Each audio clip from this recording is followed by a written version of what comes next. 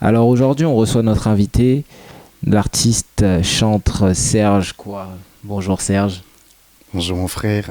Ah, hier on était déjà ensemble, avant-hier on était ensemble.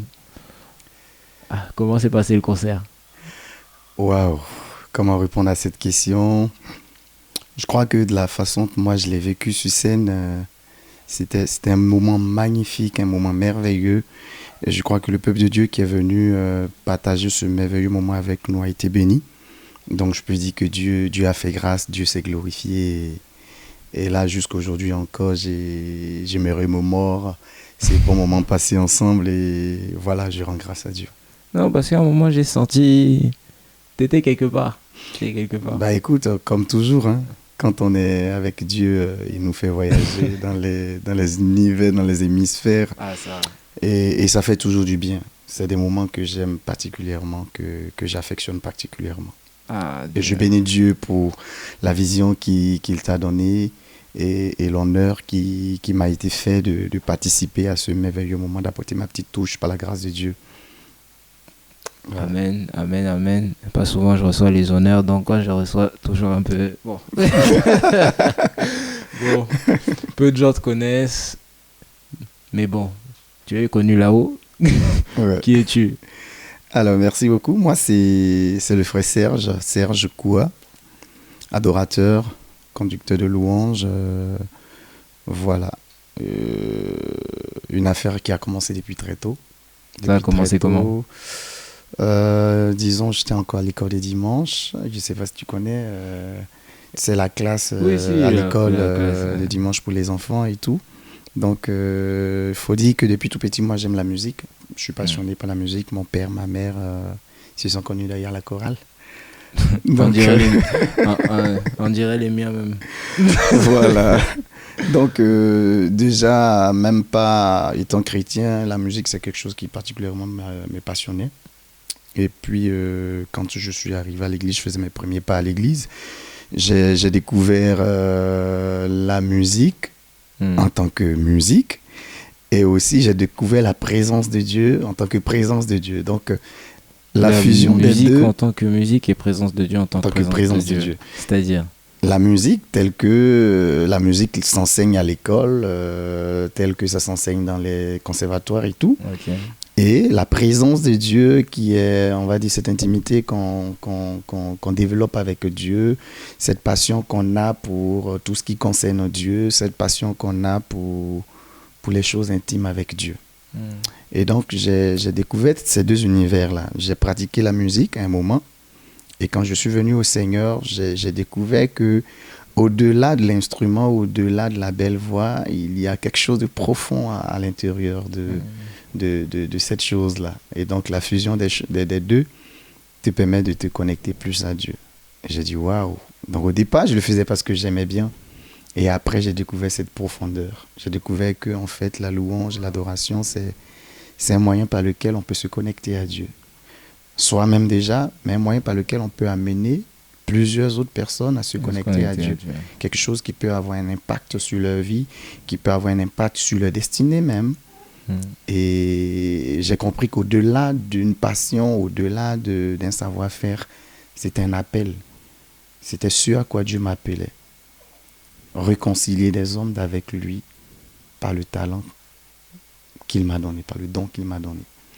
Et donc, j'ai commencé à le faire vraiment pleinement. À quel moment? J'ai commencé à le faire vraiment pleinement, on va dire, à partir de la terminale. À terminale. À partir de la classe du terminal. Donc, je te parle d'un truc de 2009. Tchè, on n'a pas le même âge. Hein. Donc, 2009, je commence déjà à participer à mes premiers concerts. Je me souviens comme c'était hier, mon premier concert, on me dit, écoute, on organise un concert et on voudrait que tu sois lead. On voit que tu sois l'église ou... L'église. Ok. L'église. Et je me suis dit, waouh, c'est quel privilège. À la base, on devait être deux personnes, deux conducteurs. Et au dernier moment, il y a la conductrice avec qui je devais conduire qui nous a lâchés pour des raisons familiales. Et du coup, le chef d'orchestre, il vient me voir, écoute, c'est Serge, C'est vrai que ce n'était pas prévu, mais finalement, tu seras le seul conducteur du concert. Donc, mon premier concert, je suis le seul à conduire du début à la fin. Et c'était comment? Stressant? Au départ, c'était stressant, mais il a vu que je paniquais parce que je ne l'avais jamais fait. C'est vrai, animer des petits moments à l'église, ça va, mais un concert au centre culturel, il y a des invités, il y a du monde, il y a des artistes qui sont là. Et donc, à un moment, la pression commence à monter. Est-ce que je serai à la hauteur? Et je me souviens de ce truc qu'il m'a dit. Il m'a dit, en fait, c'est pas toi qu'on vient voir. Mets-toi dans la tête que c'est pas toi, on vient voir. On vient voir Jésus. On vient voir ce que Jésus va faire au travers de ce que tu vas produire. Donc, dis-toi que ce soir, si Jésus doit faire quelque chose, ça sera avec toi. Et donc, dès l'instant que ces paroles ont retenti dans mon cœur, je suis venu. J'ai dit, Seigneur, je ne sais pas comment tu as orchestré les choses, mais voilà, c'est ton affaire. Si j'ai honte, c'est notre honte. C'est même pas notre honte, c'est ta honte. C'est toi qui as fait. Voilà, c'est toi qui as fait concourir les circonstances pour qu'on en arrive là. Donc, je me remets entièrement à toi. Et en tout cas, pour un premier concert, enfin, je ne dirais pas un premier concert, pour un premier moment d'adoration officielle, vraiment le Seigneur s'est glorifié. Et à partir de là, j'ai compris que, en fait, il ne s'agissait pas que de passion, mais il s'agissait d'un appel, il s'agissait d'autre chose. Et que Dieu pouvait faire de grandes choses et que Dieu m'appelait à prêter ma voix, à prêter ma présence sur scène pour accomplir de grandes choses dans la vie des gens. Et de là est sorti quelques témoignages. De là est sorti vraiment des témoignages. Mon maestro qui m'encadrait en son temps, Abel Ouyabé, en son temps, il m'a dit, waouh, pour quelqu'un dont c'est la première fois, il y a quelque chose. Il y a quelque chose qu'il faut qu'on en tire, il y a quelque chose qu'on doit travailler. Et donc à partir de là, il a commencé à me donner des conseils, il a commencé à vraiment me suivre de près. C'est vrai que techniquement, il me suivait, mais à partir de ce conseil, il a vu qu'au-delà de la technique, il y avait quelque chose de spirituel vraiment à développer. Et mon pasteur d'alors, qui également a décelé ce truc-là, il m'a dit, mon fils, il y a quelque chose qu'il faut que tu te mettes vraiment devant Dieu pour qu'il fasse éclore, parce que ça, ce n'est que le commencement. Donc de là, après le bac, c'est des moments on suivi, des temps d'adoration on suivi, jusqu'à ce que j'arrive à Abidjan pour l'université. Et là encore, Dieu va se glorifier. J'intègre la plus grande église Assemblée de Dieu d'alors à Abidjan. J'arrive, je suis le plus jeune dans la chorale.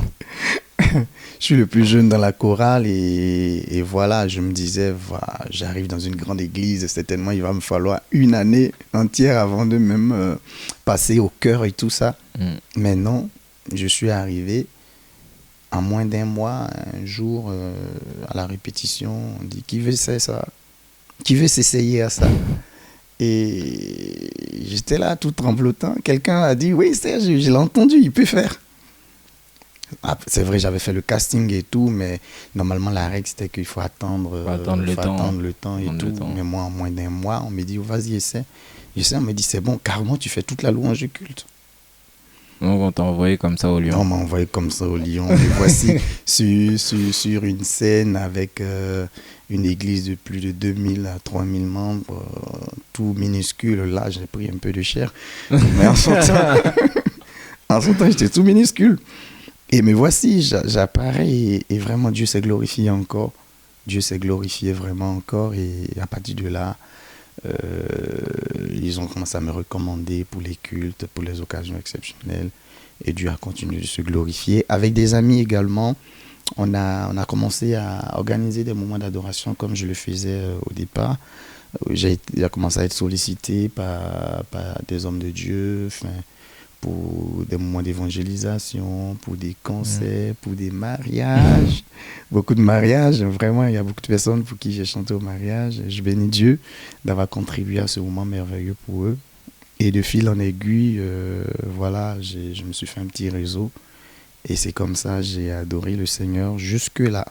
Jusqu'à ce qu'un groupe qui était sur le point de sortir une œuvre musicale m'approche, me dit, tiens, on nous a parlé de toi et tout. on veut faire sortir une œuvre et on pense que tu serais bien en tant que voix masculine. Il dit, ah ouais, ah ouais, ah ouais, je vais devenir une star. Non, mais je disais ça, mais honnêtement, moi, je faisais mon petit bonhomme de chemin, je ne savais pas que je t'ai suivi et tout, mais que de là à me proposer à intervenir sur une œuvre. Et du coup, tu as intervenu? Oui, je suis intervenu sur un morceau, mais je suis intervenu également dans la composition de certains autres chants et tout. Et je salue au passage le groupe ADEV, Adore Dieu en esprit et en vérité, un groupe avec qui j'ai fait un petit bonhomme de chemin. Dieu s'est glorifié avec eux. Maintenant, officiellement, j'étais devenu artiste. Artiste, par la grâce de Dieu, on a des hommes de Dieu qui nous ont suivis, qui ont revisité nos tests et tout. Donc, dit que en fait, la louange et de l'adoration, par la grâce de Dieu, Dieu m'a pris très tôt. Avec lui, j'ai fait mon petit bonhomme de chemin. Je suis arrivé à Nantes. Je découvre, on va dire, le milieu à Nantes. 1, 2, 3 connexions avec qui on a animé également des événements. Par la grâce de Dieu, le dernier en date, c'est Cœur à Cœur avec toi. Et je crois que le peuple de Dieu a été béni. Et je suis très content d'avoir participé à ce moment. J'ai été richement béni. Amen. Voilà, Amen. il faut le dire. Souvent, on se dit, ouais, on va bénir le peuple de Dieu. Mais moi, j'ai pris ma part. Amen. Et j'ai pris ma part et je suis le premier à rendre témoignage de ce que Dieu a fait à ce merveilleux moment. Amen. Voilà un peu mon petit parcours. Mais comment on fait quand on passe de simple adorateur, on va dire d'église, à d'un coup artiste chante pour garder l'humilité? Bah, comme je l'ai dit, cette phrase que mon mentor m'a dit à la veille du premier temps d'adoration que j'ai animé, c'est pas pour moi que les gens viennent. C'est pas pour moi que je le fais. Une fois on se rend compte que en fait, ce n'est pas parce que j'ai une belle voix que je le fais, ce n'est pas parce que j'ai les capacités musicales que je le fais, mais simplement parce que Dieu veut se servir du canal que je suis pour faire quelque chose dans la vie de quelqu'un. Et que quoi qu'il se passe dans la vie de cette personne, ce n'est pas moi qui le fais. Ce n'est pas mon œuvre, mais c'est l'œuvre de Dieu. À partir de ce moment-là, on se dit, bah, si ce n'est pas mon œuvre, pourquoi m'enorgueillir? Si ce n'est pas ma belle voix qui transforme une vie, alors pourquoi m'enorgueillir? Si ce n'est pas ma belle voix qui guérit un malade, alors pourquoi m'enorgueillir? Et en fait, petite anecdote, en fait, pour tous les conducteurs de louange et de l'adoration dans nos assemblées, ils savent qu'il y a ce sentiment-là qui nous anime souvent. Tu viens au culte confiant et puis Dieu il te montre qu'en fait, tu ne vaux rien. Je ne sais pas si ça arrive à d'autres personnes, mais tu viens au culte avec une liste vraiment, tu dis aujourd'hui je vais tuer, comme on le dit dans le mot jargon, et puis tu arrives, rien. Et tu te sens plus vide que en fait tu n'es venu. Et il arrive des jours où tu dis aujourd'hui je me sens vraiment pas du tout bien. Et c'est le jour où en fait tu te rends compte que tu pourras pas être au meilleur de ta forme. Et ce jour Dieu te surprend. Dieu te surprend. Je rends la petite anecdote. Le dernier culte que j'ai animé dans mon église, en fait j'ai connu l'expérience sur 2 dimanches. Les 2 derniers dimanches, le premier à Paris, où on allait à la répétition, tous nos instrumentistes, en tout cas les titulaires n'étaient pas là. Et on se disait vraiment le culte, ça va être compliqué. Et quand tout attend, j'arrive, on dit, ah ouais, Serge, finalement, c'est toi qui vas conduire. Il dit, mais voilà, les instrumentistes sont pas là, et comme la magie, c'est sur moi, ça tombe pour conduire le culte. J'étais là, j'étais un peu angoissé. Quand c'est comme ça, tu es angoissé parce que tu te dis, tu as une responsabilité. En oubliant qu'en fait, c'est pas ta responsabilité, c'est Dieu qui fait son œuvre. Et on arrive au culte, vraiment, je me débat comme je peux. Et puis, j'ai dit à Dieu, Seigneur, tu vois, je me suis débattu comme j'ai pu. Et seulement la dernière minute, un chant même qui n'était même pas prévu, le dirigeant a balancé ça comme ça. Mais je me suis retrouvé, je ne sais même pas comment je me retrouve à terre, parce qu'à un moment, en tant qu'adorateur, moi, je quitte, on va dire, ce standard-là, que non, c'est moi qui conduis. J'adore moi-même. Et je ne sais pas où s'est retrouvé mon micro à un moment. Parce que Dieu s'est glorifié, parce que Dieu m'a fait moi-même du bien, et je sais que Dieu a fait du bien. À un moment, on ne pouvait plus arrêter. Et le même scénario s'est reproduit ce dimanche. Ce dimanche, juste après le concert. Le samedi nuit, on m'appelle, on me dit non, finalement, c'est toi qui vas conduire le culte. Bah, le batteur, il n'est pas là. Il y a des choristes qui ne sont pas là. J'ai dit, Seigneur, ça va être compliqué. Tu arrives au culte, tu vois le visage des gens, tout le monde est fatigué. Et moi, tu donnes, mais vocalement, tu sais que tu n'arrives plus. Et puis le Saint-Esprit me dit, mais rappelle-toi que ce n'est pas toi qui fais. C'est pas ton œuvre. C'est pas toi, parce que tu vas beau crier que tu vas amener les gens à adorer. Compte sur moi. Puis j'ai un moment, moi-même j'ai commencé à adorer. J'ai pas dit à quelqu'un, on n'a qu'à adorer ensemble, on n'a qu'à louer ensemble. Moi-même j'ai commencé à adorer. Et encore là, j'ai perdu mon micro. C'est bizarre parce que c'est un truc que je dis souvent. Ça sert à rien de chercher à conduire les gens. Conduis-toi déjà. Oui. Et puis ils vont te suivre. Conduis-toi déjà. Aussi. Malheureusement, c'est quelque chose que moi, j'ai pris du temps à le comprendre avec Dieu, en se disant, ok, on m'a mis conducteur de louange, j'ai des techniques de mobilisation, je sais comment amener les gens, mais en fait, à un moment, il faut comprendre que ce n'est pas parce que tu fais ça que les gens ils vont adorer. Ce n'est pas parce que tu fais ça que forcément le culte va être chic. Et même quand tu ferais ça, que tout le monde va élever la voix, ce n'est pas ça qui traduit en fait la présence de Dieu. C'est la présence de Dieu qui traduit sa présence. C'est Dieu même qui traduit sa présence. Ce n'est pas nos techniques en management, en mobilisation, notre charisme et tout. Souvent, ça ne sert à rien. Souvent, tu fais ça, ta voix est cassée, bousillée et rien. Donc, moi, j'ai appris vraiment avec du temps que en tant que conducteur de louange, sois toi-même un adorateur. Tout court. Tout court, sois toi-même un adorateur. Et Dieu, il fait son œuvre. Comment tu adores Dieu? Comment tu élèves Dieu? Comment tu loues Dieu? Tu ne peux pas dire à quelqu'un, ensemble élevons la voix, et puis toi-même, tu es là. Tu n'adores pas. Tu n'as aucune... En fait, tu ne présentes pas quelqu'un qui adore Dieu. Et il y a la sincérité avec laquelle tu le fais. Quelqu'un disait, dans le peuple, tu vois, là, tu ne sais même pas qui est qui. Tu ne sais pas qui Dieu montre quoi. Donc, on ne fait pas semblant. Il y a ton collègue qui chante. Voilà. donc, en fait, ce qui va faire la différence, c'est ton intimité avec Dieu. La place que vraiment tu acceptes de laisser à Dieu. Parce que tant que tu veux le faire de toi-même, comme on le dit, tu vas taper pour toi. Ça, c'est sûr et certain. Ouais. Qui tu es dans l'intimité personnelle? Qui est-ce que tu es toi? Qui je suis en tant qu'adorateur ou en tant que personne? En tant que personne, je suis quelqu'un, Serge, ouvert, hein, tu pourras attester. Moi, je suis sans façon. Tant qu'il s'agit de Dieu, tu me dis, Serge, vas-y, on adore ce soir. J'ai dit, c'est où? J'ai dit, que voilà, moi, j'ai appris cette spontanéité-là d'être toujours là pour le Seigneur. En tout cas, Dieu m'a permis de me rendre toujours disponible quand il le faut. Quand son nom doit être invoqué, je suis là. Serge, c'est le frère Serge, l'adorateur Serge. Et Serge, c'est quelqu'un qui aime profondément Dieu. C'est vrai, ça fait un peu, comment on dit, ça fait un peu... Redondant ou ça... Non, je vais dire, ça fait un peu prétentieux de dire que j'aime. Mais vraiment, j'aime Dieu. J'aime Dieu. J'aime tout ce qui concerne les choses de Dieu. J'aime tout ce qui concerne la louange, j'aime tout ce qui concerne l'adoration parce que je sais que c'est ce à quoi Dieu m'appelle et depuis que j'ai eu pleinement conscience de cela, en tout cas, j'adore adorer Dieu. Et est-ce que tu peux raconter 2 anecdotes? Une où tu as été pleinement béni, dans la joie vraiment au top. Et une où vraiment, c'était chaud. Ramé. Alors, une où j'ai été béni, vraiment, vraiment, vraiment béni.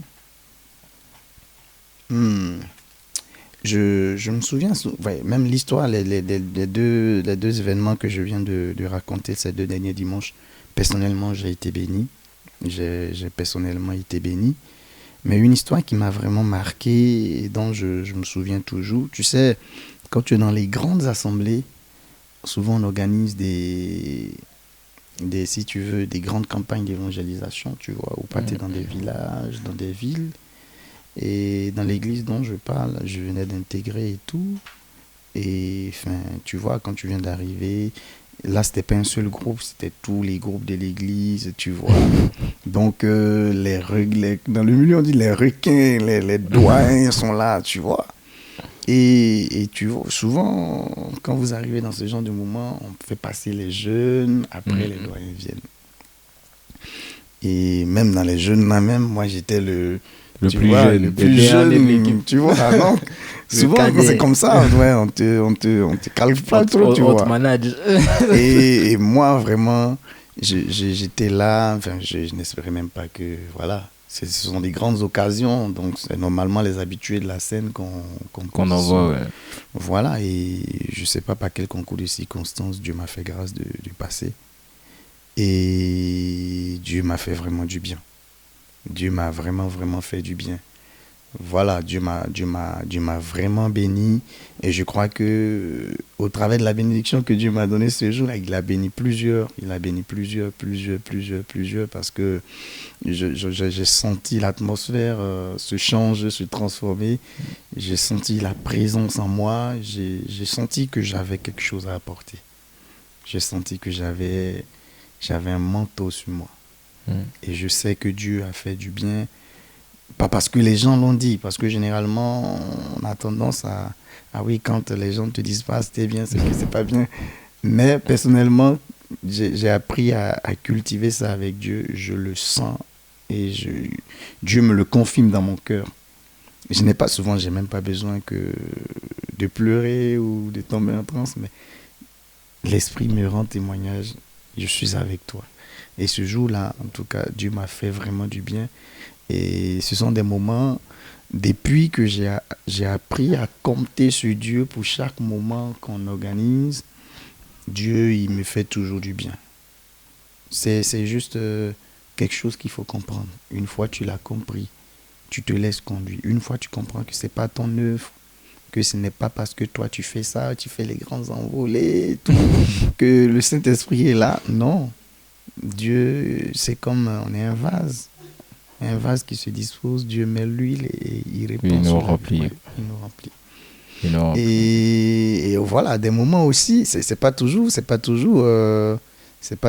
la plénitude. Après aussi, ce n'est pas parce que tu ne le sens pas que Dieu n'a rien fait. Il faut faire la nuance. Parce que souvent, tu peux ne rien sentir. Tu peux être vraiment triste après un culte, après un temps de louange et d'adoration, parce que tu estimes que Dieu n'a rien fait. Mais il faut qu'on se dise que c'est souvent aussi dans nos faiblesses. Et tu n'as pas une anecdote pour expliquer ça? Dans nos faiblesses, les anecdotes, il y en a toujours. Je me souviens de ce culte-là, à Abidjan, à Cocody. À Cocody, on organisait un événement culturel. On voulait préparer un festival gospel, mais traditionnel. Ok. Et j'avais un gospel traditionnel, c'est-à-dire avec la musique traditionnelle ivoirienne, donc des différentes contrées de la Côte d'Ivoire, en Bété, en Agni. Voilà, tu vois. Ok. Et du coup, même des chants gospel qu'on connaissait, traduits en langue locale. Et j'avais un chant que j'aimais bien, que j'avais bien révisé et tout. C'est quoi? C'était quoi le chant? Je le chantais encore ce matin. Mon histoire dépend de toi, Seigneur. Je ne suis pas seul. Et on l'avait traduit en langue baoulé, en baoulé. Et en fait, j'étais tellement emporté par ce chant. Et vraiment, on l'avait répété, c'était trop beau, c'était trop intéressant. Et je me disais, ça va tuer. Seulement, dans la répétition, j'avais tellement tiré sur la voix qu'en fait, je me suis réveillé le matin, j'avais plus de voix. Et donc, j'arrive sur scène, c'est vrai que généralement, quand ma voix est cassée même, ça passe. Mais ce jour-là, j'arrive, quand je devais rentrer, je suis rentré dans une autre gamme, ça a tout bousillé. On a dû rattraper, j'ai dû improviser. Ah non, mais à la fin du coup, j'étais triste. Non, mais triste. Mais à la fin de ça, tu as eu des témoignages quand même? À la fin, enfin, je dirais pas que j'ai eu des témoignages.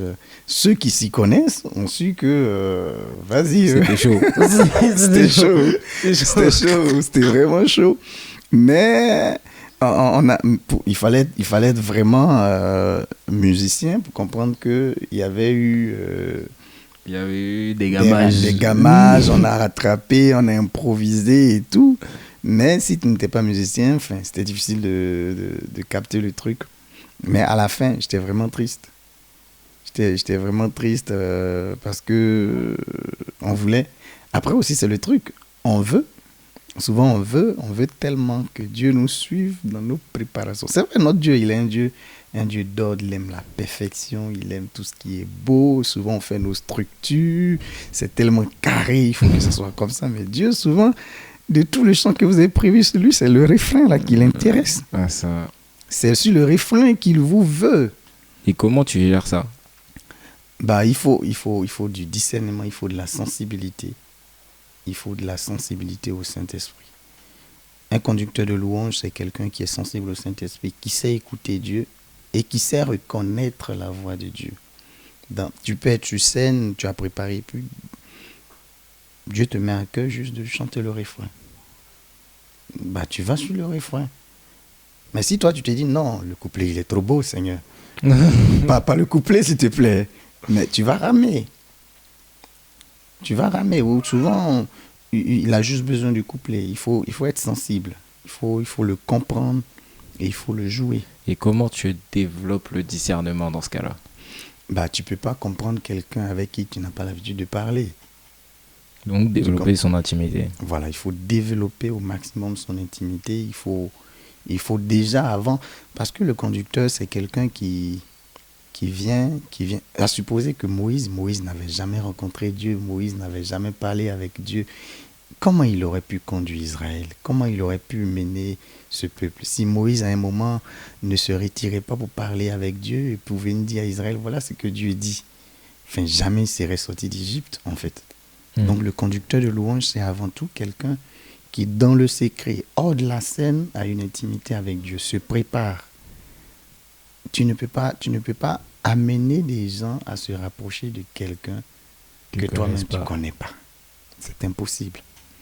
Et donc, pouvoir discerner, pouvoir comprendre ce que Dieu veut, pouvoir savoir ce que la direction que Dieu veut donner à un culte, passe nécessairement par un temps d'intimité avec lui. Un temps d'intimité, pas seulement avant le culte. Souvent, avant, moi, je le faisais bien. Je sais que j'ai un culte demain, samedi, tranquille. Je suis un jeune, les gars, je peux pas le dire. C'est bon, mais en fait, ça ne se limite pas là. Quelqu'un qui est toujours en communication avec Dieu, en communion avec Dieu, qui recherche Dieu dans la prière, mais aussi dans l'écoute de sa parole, dans la méditation. Et quelqu'un qui vient juste le samedi quand il sait qu'il a un culte, enfin, les deux n'auront pas le même degré d'intimité.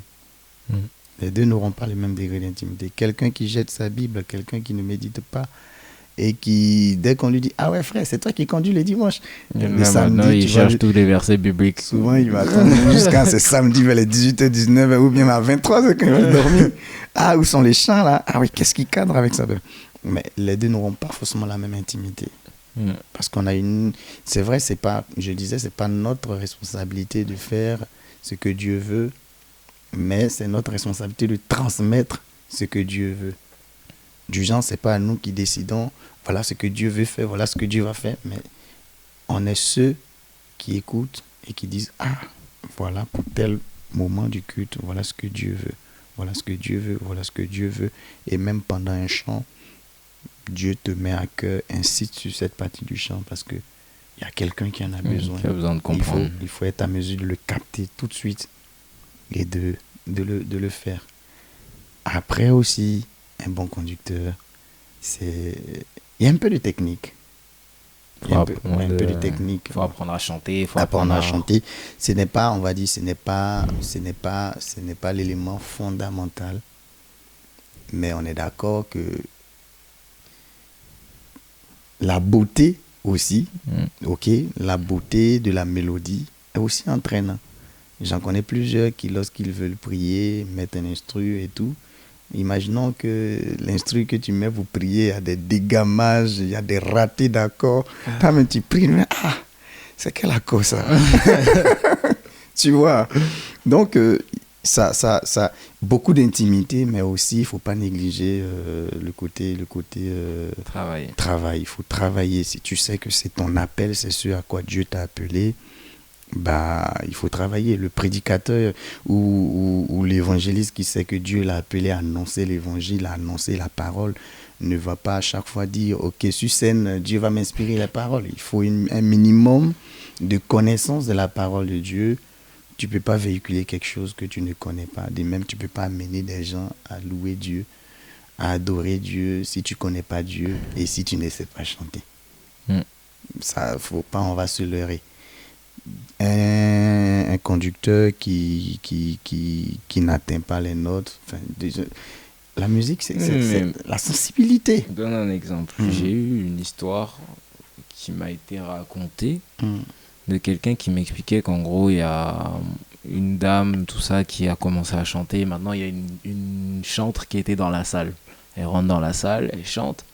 Et puis, la voix casserole. C'était chaud. Non. Bref. Et puis elle sort, elle commence à rigoler, elle dit c'est quoi ça encore? Dieu n'a pas suscité, c'est quelle affaire ça? Les gens, et puis, pendant qu'elle dort, Dieu lui dit mais tu voyais pas comment ça faisait du bien aux gens? Et puis elle commence à voir les anges monter, descendre, travailler, aller toucher les gens, les cœurs des gens, les gens étaient restaurés, tout ça, alors que la personne casserole. Oui, il y a enfin, généralement ça se dit, ouais, on n'a pas nécessairement besoin d'une belle voix. Mais moi, ce que je pense, et ça n'engage que moi, personnellement, quand tu sais que Dieu t'a appelé à quelque chose, tu travailles à parfait, avec l'aide de Dieu, à parfait ce que Dieu t'a donné comme talent. La parabole des talents le témoigne bien. Dieu te donne un truc, ok, il te donne un talent, il te donne, dans la parabole, il y en avait à qui Dieu a donné 5, à 1, 2, et celui qui allait enfouir son talent, Dieu le lui a, enfin, le maître le lui a arraché pour le redonner aux autres. Donc ça veut dire qu'en fait, si tu sais que Dieu t'a mis quelque chose en toi pour édifier son peuple, il est de ta responsabilité de travailler le talent que Dieu t'a donné. Parce que, ok, l'exemple que tu as pris, c'est un bel exemple. Nous tous, on peut dire, ok, donc on n'a pas besoin forcément de belles voix pour que Dieu travaille. Ok, on va dormir et puis voilà, même si c'est cassé, c'est bizarre. Mais la Bible dit, dans la Bible, les Lévites, les gens qu'on avait sélectionnés pour chanter devant l'arche, c'est des gens qui maîtrisaient leur art. C'était des gens qui maîtrisaient leur art. La Bible dit qu'en partant en guerre, c'est eux qu'on plaçait devant. Et quand on sait avec la rigueur avec laquelle Dieu demandait de prendre les mesures pour l'arche, les couleurs, les dimensions des robes, vous pensez que c'était avec des voix casseroles que Dieu voulait qu'on le chante? Je ne suis pas sûr. Je suis persuadé que les gens qui étaient sélectionnés, c'était des gens qui étaient les meilleurs dans leur art. Des gens qui étaient... Dieu, pourquoi est-ce qu'on ne demanderait pas à tous les ânes, les animaux de parler? C'est dans des circonstances où tu refuses de parfaire ce que Dieu t'a donné, que Dieu, pour te prouver qu'il peut le faire sans toi, qu'il va susciter une pierre pour l'adorer. Ok? Si toi, tu as belle voix et que tu ne veux pas te consacrer à ce à quoi Dieu t'a appelé, Dieu va prendre quelqu'un qui n'a pas de belle voix pour l'adorer. Et il va se glorifier pour te montrer que tu n'es pas indispensable. Mais si tu as conscience que Dieu a mis quelque chose en toi, il est de ta responsabilité de travailler ce que Dieu a mis en toi. Parce que le jour où il va venir te demander des comptes, il va te dire, ok, je t'ai donné peut-être une petite voix tranquille et tout. Mais il était ta responsabilité de développer de sorte à rentrer vraiment on va dire dans la plénitude du don que je t'ai donné, de le multiplier pour pouvoir faire un plus grand bien. Si au départ tu n'arrivais qu'à chanter en do, il faut que le jour où le Seigneur va venir, si même ce soit petit pour toi, tu as dépassé toutes les gammes. Moi, c'est ma conception de la chose. Ça veut dire, Dieu n'est pas obligé de travailler avec quelqu'un qui a une belle voix. Mais si la personne qui a belle voix ne veut pas travailler, Dieu va susciter une pierre. Et l'exemple que tu as cité là, Dieu a suscité une pierre. Dieu a suscité une pierre. En tout cas, si c'est toi, désolé. Comment? Si c'est elle la pierre, désolé. Non, ce que je suis en train de dire, Non, je comprends. il faut comprendre. Ce n'est pas qu'elle est une pierre. Enfin, non. comment le dire gentiment? Oui, comment le dire gentiment pour pas que ça heurte.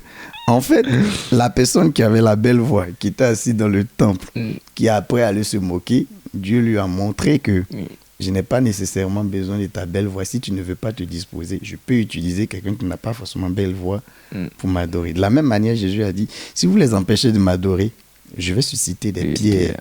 Des pierres, ça veut dire que ce sont des gens à qui Dieu n'a pas donné forcément le talent. Des gens, normalement, qui devaient être à la prière, qui devaient aller à l'intercession, à l'évangélisation. Mais comme celui qu'on a mis en tant que chanteur, il ne veut pas chanter là. Ou bien il ne veut pas se consacrer pour ça. Dieu va dire, ok, pasteur, il faut chanter. Le pasteur, il n'a pas belle voix, mais il y a onction, lui. C'est une pierre. C'est quelqu'un que... La pierre n'est pas vocation à chanter. La pierre n'a pas vocation à avoir même une voix. Mais Dieu veut prouver qu'en fait, il peut susciter, pour le dire simplement, on ne fait pas malin avec Dieu. Voilà, on n'est pas indispensable là-dessus. On ne fait pas malin avec Dieu. Voilà. Mais si tu ne te consacres pas, il utilise quelqu'un d'autre. Quelle est la place de la consécration? Tu as beaucoup dit ce mot-là. La place de la consécration, c'est toute la vie de l'adorateur. C'est toute la vie du conducteur de louange. Sans consécration, il n'y a rien. Sans consécration, tu rames. Et qu'est-ce que consécration? Consécration, c'est avoir déjà conscience de qui on est. Parce que la Bible dit, le prince, aussi longtemps qu'il n'est pas mature, qu'il n'est pas majeur, est considéré comme un esclave. Parce que quoi qu'il ait des biens, il ne peut pas en jouir, il ne peut pas en disposer comme il veut. C'est de la même chose tant que tu n'as pas conscience que tu es un adorateur. Tu n'as pas conscience de l'appel que tu as sur ta vie, bah, ça ne te pousse pas à te consacrer. Tant que tu ne sais pas que tu es roi, tu es prince, enfin, tu te comportes comme un esclave. Donc, une fois que tu as pris conscience déjà que tu es un adorateur, que tu as un appel, que Dieu t'appelle à quelque chose, à partir de ce moment-là, tu commences à voir dans la Bible à quoi est-ce que tu fais. Quel est le... Comment le dire, je ne vais pas utiliser certains termes. Quel est le contenu, on va dire, de l'appel que tu as? Qu'est-ce que ça implique, justement? Qu'est-ce que ça implique? Quelles sont tes responsabilités en tant que conducteur? Et une fois que tu comprends quelles sont tes responsabilités, tu vas comprendre que tu es en fait un canal, un vase. Et dans la maison du roi, je ne pense pas que c'est n'importe quel vase qui est utilisé. Dans le palais du roi, ce sont des vases qu'on nettoie. Ce sont des vases qui ont de l'éclat. Ce sont des vases, quand il reçoit ses confrères, d'autres rois, d'autres premiers ministres, ce sont des vases qui sont précieux, qu'on sort pour servir à la table du roi. Donc ce sont des vases dont on prend soin, qu'on lave, des vases qu'on vérifie toujours, est-ce qu'il n'y a pas petite tache. Donc c'est comme ça la vie de l'adorateur. Quand tu sais que tu es un vase entre les mains de Dieu, dont Dieu peut se servir à tout moment, pour servir, pour faire du bien, bah, tu t'interroges, est-ce que mon vase est-ce qu'il n'y a pas une petite tâche? Est-ce que et ça implique également une communion permanente avec Dieu. Parce qu'on ne peut pas, on peut pas être conscient même qu'on a notre vase tacheté si on n'a pas de repère. Et notre repère, c'est Christ. Et plus on regarde Christ, la Bible dit, son reflet rejaillit sur nous. Et comme un miroir, on est transformé en la même image que lui. Et on se bonifie chaque jour. C'est vrai, c'est quelque chose qui, dit comme ça dans la bouche, paraît simple. C'est l'application après. Voilà, ça paraît simple, mais j'écoutais quelqu'un qui me disait dernièrement sur les réseaux que la consécration ou la sanctification, tu vas te rendre compte que tant que tu veux toi-même prier chaque jour pour dire Seigneur, je vais abandonner tel péché. Seigneur, je vais abandonner. En fait, tu te mets une pression inutile à toi-même. Parce que dès le jour où tu vas répondre cette chose, tu vas commencer à culpabiliser. La prière devait être Seigneur, je veux plus me rapprocher de toi. Je veux plus me rapprocher de toi. Il faut avoir constamment cette soif-là. Cette soif. Et la petite anecdote, Ma maman, lors de la répétition, elle dit, je ne comprends pas pourquoi tous mes chants, c'est Seigneur, j'ai besoin de toi, j'ai besoin de toi. Il dit, mais si elle se souviendra, il dit, mais c'est une très bonne chose que tu aies toujours besoin de Dieu. Parce que le jour où tu vas te dire, j'en ai trop de Dieu, en fait, c'est à partir de là que tu vas commencer à te suffire. Et quand on se suffit, on se dit, on est arrivé, on est déjà saint. Oh, la sainteté, c'est la sanctification, c'est un truc permanent. Seigneur, j'ai plus besoin de toi. Et plus tu es dans cette intimité avec Dieu, en fait, tu te rends compte que sans même plus d'efforts, il y a des choses que tu as abandonnées, il y a des choses. Ah, mais j'ai plus fait ça. Ah, j'ai plus fait ça. Et maintenant, en fait, abandonner un péché, ce n'est plus ton souci. Mais comment faire pour rentrer dans cette nouvelle dimension avec Dieu? Si avant, tu parlais seulement en langue, comment passer à un autre niveau? Ah, maintenant, je prophétise. Ah, maintenant, j'ai des paroles de connaissance. Ah, maintenant, j'ai le don de guérison. En fait, il y a une soif pour des choses qui sont plus importantes pour Dieu que de commencer à te battre pour un péché, en fait. Et tant que cette soif est là constamment à rechercher Dieu, finalement, il y a cette intimité qui se crée et on devient plus sensible au Saint-Esprit, plus sensible aux choses de Dieu. La Bible dit le Saint-Esprit et notre esprit, à un moment, font un. De sorte que Dieu nous parle, on le sent. Souvent, on se dit, non, mais c'est ma voix intérieure. Ce n'est pas ta voix intérieure, c'est le Saint-Esprit qui te parle au travers de ton esprit. Parce qu'il y a cette connexion, cette intimité permanente. Donc, moi, c'est ça la consécration. Avoir conscience de qui on est, se rapprocher de Dieu et créer cette intimité qui, sans qu'on ait à forcer, nous éloigne du péché. Et nous met dans une dimension où on va de gloire en gloire avec Dieu. Voilà. Ok. Amen. Très intéressant. Être chantre ministère ou pas? Être chantre. Alors, il y a beaucoup, moi je sais pas, je n'aime pas rentrer dans ce genre de trucs. Moi je sais, Dieu. D'abord, c'est quoi un ministère? Je ne sais pas si tu peux me dire, c'est quoi un ministère? Un ministère, c'est les ministères qu'il nous a donnés, les 5 ministères. Voilà, donc moi je crois que voilà, Dieu a dit, voilà ce que moi j'appelle ministère. Moi, un chantre, moi je sais que j'ai un appel. Est-ce que c'est un ministère? Je ne rentre pas là-dedans. J'ai un appel, les gens me disent, viens, tu as adoré le Seigneur. Je viens, j'adore le Seigneur. Maintenant, le jour, Jésus même va dire, mon fils, je veux t'appeler à me servir en tant que pasteur, évangéliste. Ça sera autre chose, mais moi, je préfère me mettre là, les trucs théologiques. Vraiment, ça devient compliqué pour moi. Voilà, je sais que les personnes plus avisées, certainement, seront reçues sur votre chaîne et en diront plus. Mais je vais dire ce que je sais. Voilà. Et t'as déjà sorti des trucs ou pas? Personnellement, c'est non. En cours? Pas encore, c'est en cours. Je suis en train de préparer des trucs. Certainement d'ici quelques mois, on aura peut-être l'occasion de passer ici pour la promotion, pourquoi pas, présenter l'œuvre. Passe même au studio, même pour enregistrer. Ouais. Passe même au studio pour enregistrer. Ok. Du coup, comment tu gères, entre guillemets, ta carrière en tant qu'artiste chantre actuellement? Actuellement, on va dire carrière, ouais, mais lancé, hein. Carrière, bon, là, actuellement, si tu veux, je fonctionne pas en tant qu'artiste, pour être honnête avec toi. Je fonctionne pas en tant qu'artiste, je fonctionne comme adorateur. Voilà, je réponds aux sollicitations, j'ai pas nécessairement de service management et tout. Ce sont des trucs de bouche à oreille, on me contacte, viens, on anime un tel truc, on a besoin de toi pour conduire un tel temps. C'est comme ça que je fonctionne. Ou bien moi-même personnellement, je vais organiser des moments d'adoration en collaboration avec l'équipe de mon église.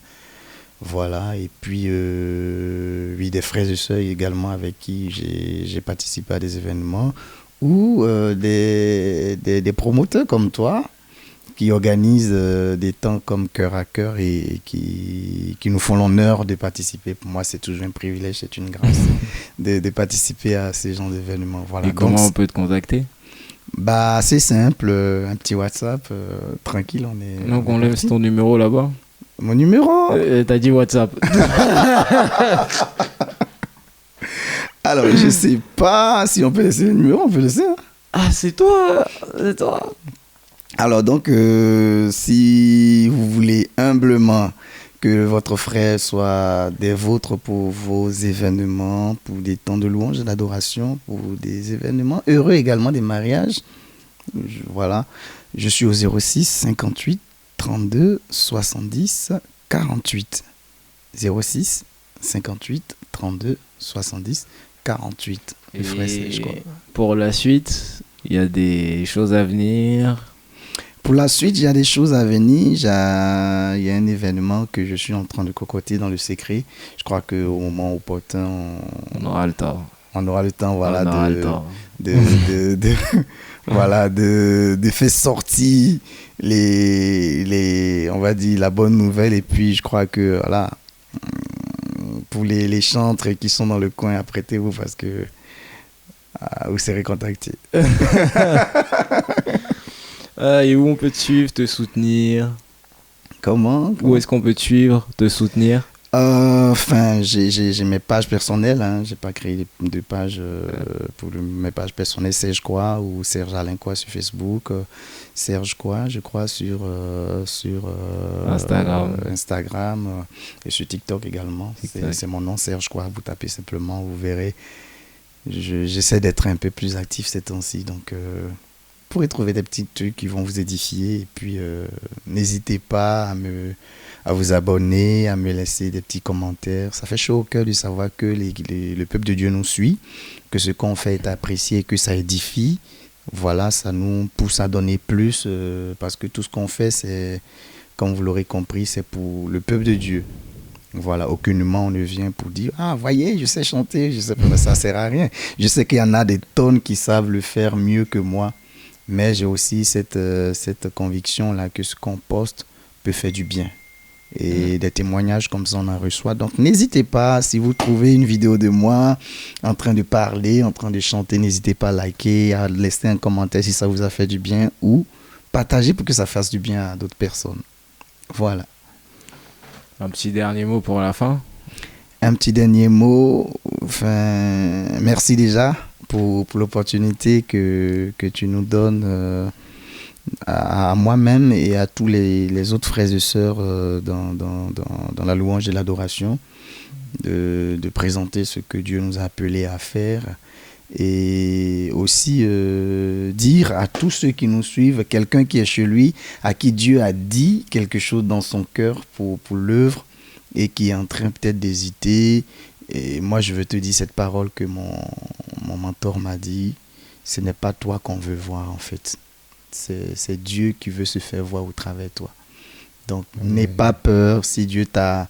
Là, je ne parle pas seulement de la louange et de l'adoration, mais si Dieu t'a amené à parler de lui, si Dieu t'a amené à faire une œuvre quelconque, à organiser des temps de louange, même si toi-même tu n'es pas chante, lève-toi promptement et fais-le. Parce que ce n'est pas toi que l'on verra, c'est Dieu qu'on verra. Et l'échec éventuel que tu crains ne sera pas ton échec, mais celui de Dieu, parce que c'est lui qui t'envoie. Donc, Dieu, il n'échoue jamais. Dieu, il tape jamais poteau. Donc, lève-toi, vas-y. Et je crois que le Seigneur sera avec toi. Sinon, il va susciter une pierre.